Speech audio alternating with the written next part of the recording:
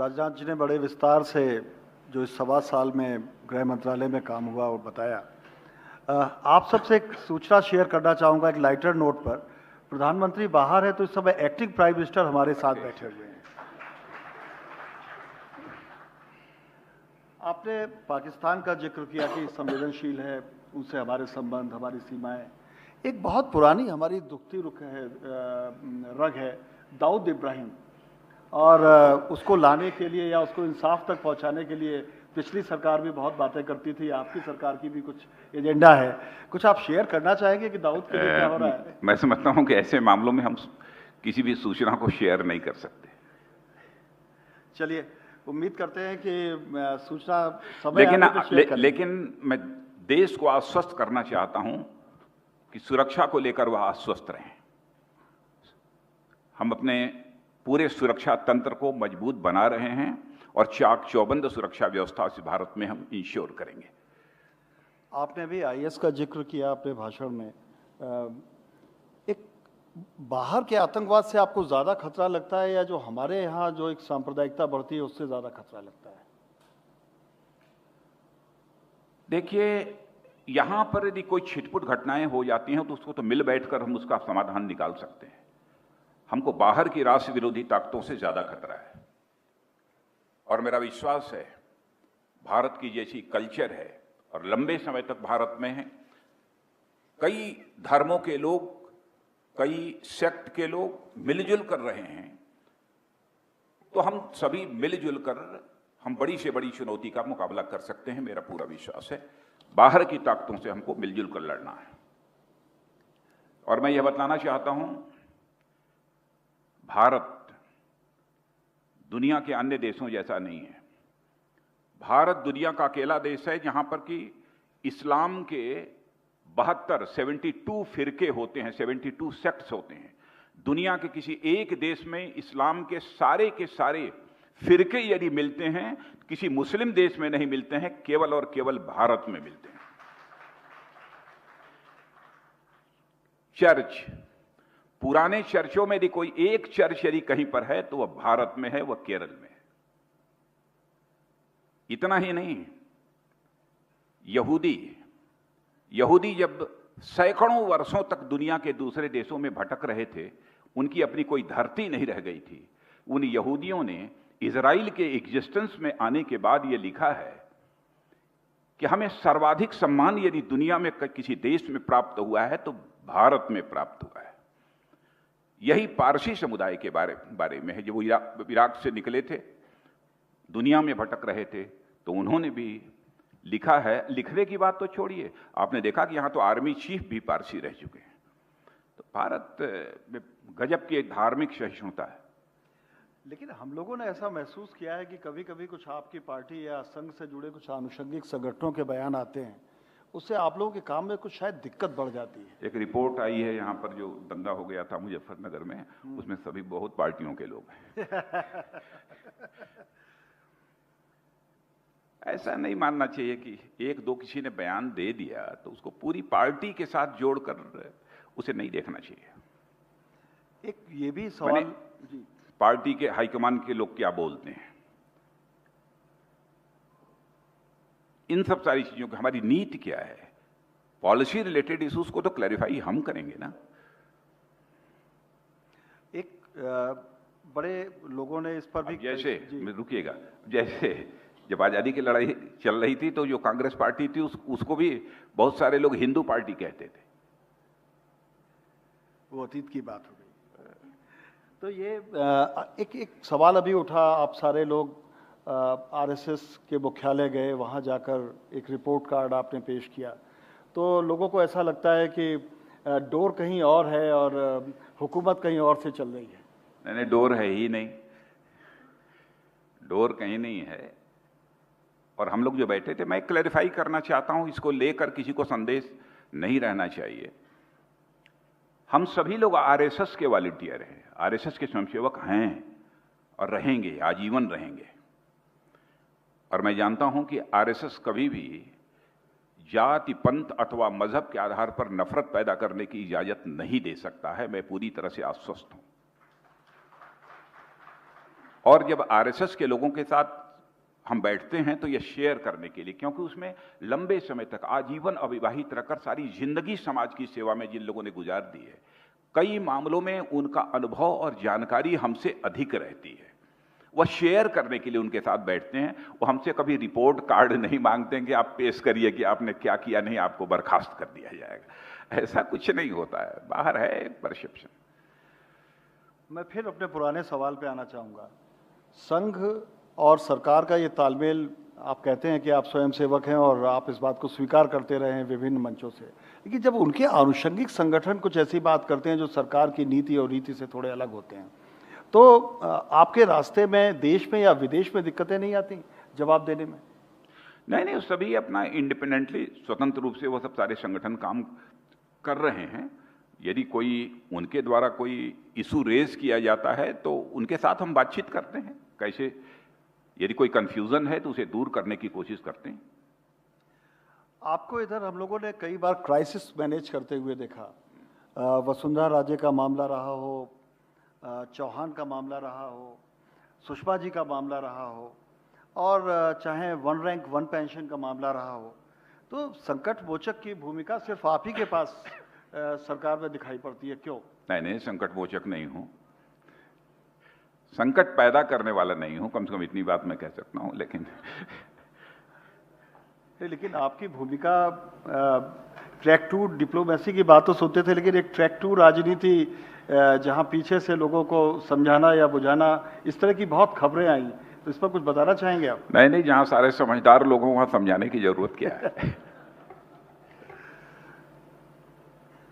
एक बहुत दिनों बाद एक बहुमत संपन्न सरकार आई है और लोगों ने फील ये किया कि अब बहुत तेजी से काम होंगे। आपने अभी गृह मंत्रालय के मोर्चे पे जो काम हुए वो बताए बहुत सारे, लेकिन हम जब देखते हैं कि संसद नहीं चल पाती है, भूमि अधिग्रहण के बिल पर सरकार को वापस जाना पड़ता है, जीएसटी एक ऐसा मुद्दा है जो बहुत ज़रूरी है, उस पर हम कानून नहीं बनवा पाते हैं, तो कहीं ना कहीं ऐसा लगता है जैसे सरकार अपनी भूमिका को उस तेजी से नहीं निर्वाह कर पा रही जिसकी उससे उम्मीद की जाती थी। नहीं, हम अपनी भूमिका का निर्वाह कर रहे हैं, लेकिन हम अपोजिशन को इग्नोर करके नहीं चलना चाहते हैं।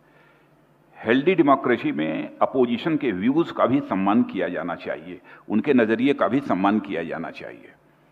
इसलिए आपने देखा होगा कि लैंड एक्विजिशन अमेंडमेंट बिल लेकर हम लोग आए थे, लेकिन हम लोगों ने देखा कि केवल इस बिल को लेकर संसद को नहीं चलने दिया। जब कांग्रेस ने, तो उन्होंने कहा कि हमारे समय का जो बिल है उसको ही रहने दीजिए, और हम लोगों ने देखा कि नीचे भी एक कंफ्यूजन पैदा हो रहा है उसको, तो हमने एकदम बिल्कुल एक अड़ियल का कोई ये रुख नहीं अख्तियार किया।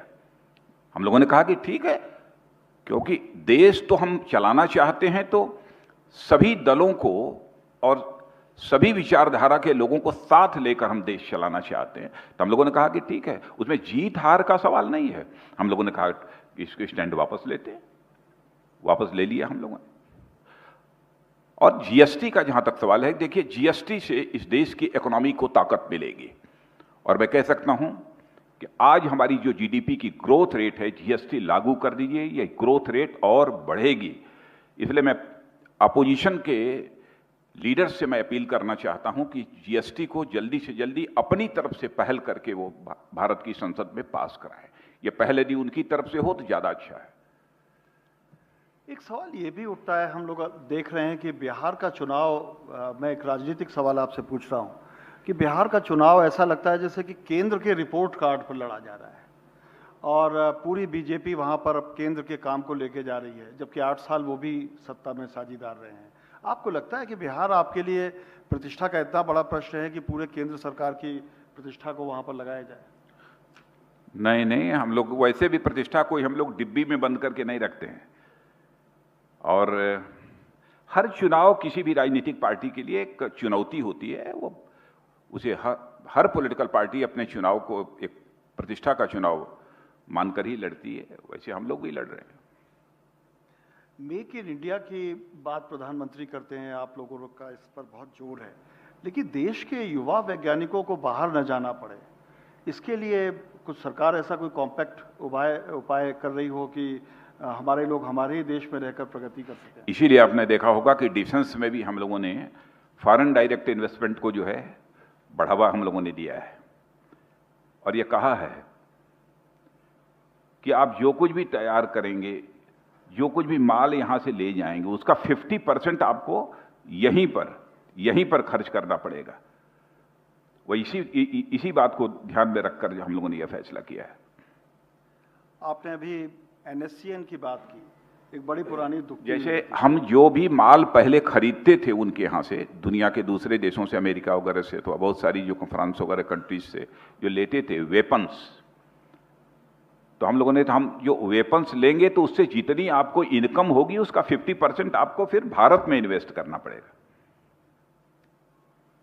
आपने अभी NSCN से समझौते की बात की, सबसे पुराना ग्रुप था, लेकिन हम ये देखते हैं कि बहुत से एथनिक ग्रुप छोटे छोटे वहाँ पर अभी भी सक्रिय हैं। तो उसके लिए कोई एक इस तरीके की पॉलिसी बन रही है कि सबको लाया जा सके मुख्य तौर पर सत्ता में? दूसरी बात, आपने एक अलग मंत्रालय का गठन किया पूर्वोत्तर के, तो उस मंत्रालय की भूमिका को लेकर भी कि कुछ इस तरीके के काम हो रहे हैं कि पूर्वोत्तर देश की मुख्य धारा में शामिल हो सके? वो डोनर मिनिस्ट्री है और हम पूर्वोत्तर के विकास पर ज़्यादा ध्यान दे रहे हैं। मैंने पूरा जो बजट सेंट्रल गवर्नमेंट का है उसका 10% हम खर्च करते हैं केवल नॉर्थ ईस्ट के डेवलपमेंट पर, ताकि नॉर्थ ईस्ट के लोग इग्नोर्ड न फील करें और आइसोलेटेड न फील करें। केंद्र राज्य संबंधों की बात बहुत होती है। झारखंड में मैं अक्सर जाता हूं और मुझे वहां पे बताया जाता है कि केंद्र से उतनी इमदाद नहीं मिल सकी, जिसकी वजह से वहां माओवाद से नहीं निपटा जा सका। और अनऑफिशियली मनमोहन सिंह जी जाते जाते कहते थे कि 2 समस्याएं मैं ठीक से नहीं टैकल कर सका। एक लगता है चाइना का मामला था कि वो चारों ओर से हमें घेर रहा है, और दूसरी तरफ झारखंड का एक इशू था कि माओवाद लगातार बढ़ता जा रहा है। आपने माओवाद का भी जिक्र किया कि घटनाओं में कमी आई है, लेकिन जैसे पूर्वोत्तर में एक बड़े धड़े से समझौता तो हुआ है, उसी तरीके से माओवादियों के साथ भी थोड़ी सी कमी आने से हालात अभी सामान्य नहीं हुए हैं। यह मैं मानता हूं कि हालात सामान्य नहीं हुए हैं। हालात बहुत ही खराब हो चुके थे, और इतने बिगड़े हुए हालात हों तो उसे तुरंत कुछ चंद महीनों के अंदर उसे मैं समझता हूं कि उसका इलाज नहीं किया जा सकता। समय लगेगा, लेकिन हम कामयाब होंगे। आज जो माओवाद प्रभावित जो इलाके हैं उसमें 3 में तो आपकी सरकार है, तो उस कोऑर्डिनेशन का कोई लाभ मिल रहा है वहां पर? नहीं, कोऑर्डिनेशन पहले भी मैं समझता हूं कि ये कहीं कोई प्रॉब्लम नहीं रहती थी। पैरामिलिट्री फोर्सेस की मांग जितनी भी स्टेट्स करती हैं, हम उतनी पैरामिलिट्री फोर्सेज उनको उपलब्ध कराते हैं। यह नहीं देखते कि यहाँ बीजेपी की गवर्नमेंट है, कि कांग्रेस की है, कि बीजेडी की है, यह नहीं देखते। देश की सुरक्षा हमारे लिए सर्वोपरि होती है।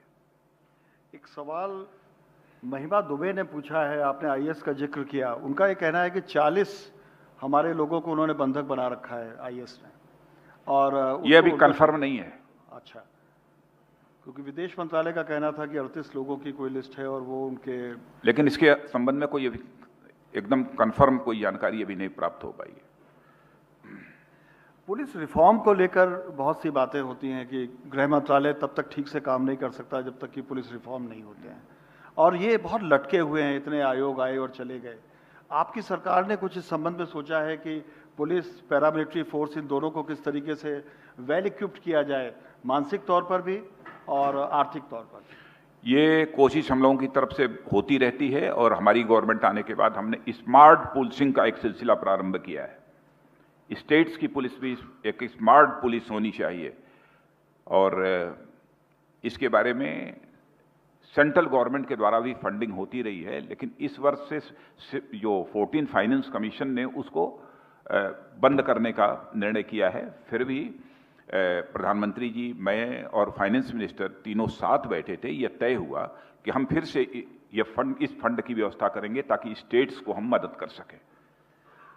मैं इधर तो नहीं, लेकिन 2 साल पहले ITBP के कुछ जवानों से मिला था लेह में जाके, और उनका ये कहना था कि जो उनके जीवन की परिस्थितियां हैं, खासकर आउटर पोस्ट पर, तो उनको कुछ रोग ऐसे हो जाते हैं, जब वो लौट के आते हैं तो वो ठीक नहीं हो पाते हैं, और बहुत ही कठिन परिस्थितियों में उनको काम करना पड़ता है, जबकि मोर्चे के दूसरी तरफ जो लोग हैं बहुत ज़्यादा इक्विप्ड हैं। तो ITBP को कुछ इक्विप्ड करने के लिए कोशिश हो रही है? आईटीबीपी को तो इक्विप्ड करने की, आईटीबीपी क्या, जितनी हमारी बॉर्डर सिक्योरिटी फोर्स हो, आईटीबीपी हो, सीआरपीएफ हो, जितनी भी हमारी पैरामिलिट्री फोर्सेस हैं, उनको वेल इक्विप्ड करने की हम कोशिश तो कर रहे हैं। लेकिन जिस लेह की बात की है इन्होंने, लेह लद्दाख की, मैं भी 3 दिन के दौरे पर स्वयं में गया था और वहीं से 2 दिन पहले मैं लौटा हूँ। और एकदम बिल्कुल line of actual control, Indo China border, वहां तक भी मैं गया था, जाकर सारी स्थिति का जायजा लिया है। और बॉर्डर आउटपोस्ट मैंने फैसला किया कि मैं जवानों के बीच रुकूंगा, जवानों के साथ रुकूंगा, और एक रात मैंने स्वयं बॉर्डर आउटपोस्ट पर मैं रुका हूं और जवानों के साथ मैंने सीधा संवाद स्थापित किया है। उनके साथ कुछ जो भी जानकारियां शेयर की जा सकती हैं वो जानकारियां भी शेयर की हैं, लेकिन कुछ और अधिक वहाँ इंफ्रास्ट्रक्चर डेवलप करने की आवश्यकता है। वो इंफ्रास्ट्रक्चर भी हम लोग डेवलप करने के लिए कुछ योजनाएं बना रहे हैं। काम वैसे शुरू हो चुका है और उनको सुविधाएं भी कुछ मुहैया करानी है, जिस पर कि हम आगामी महीने 2 महीने के अंदर ही फैसला करेंगे। आपने टाइम निकाला शिखर समागम के लिए, और आपका व्यस्तता, कुछ स्वास्थ्य भी आपका थोड़ा सा आज ठीक नहीं था। Thank you very much.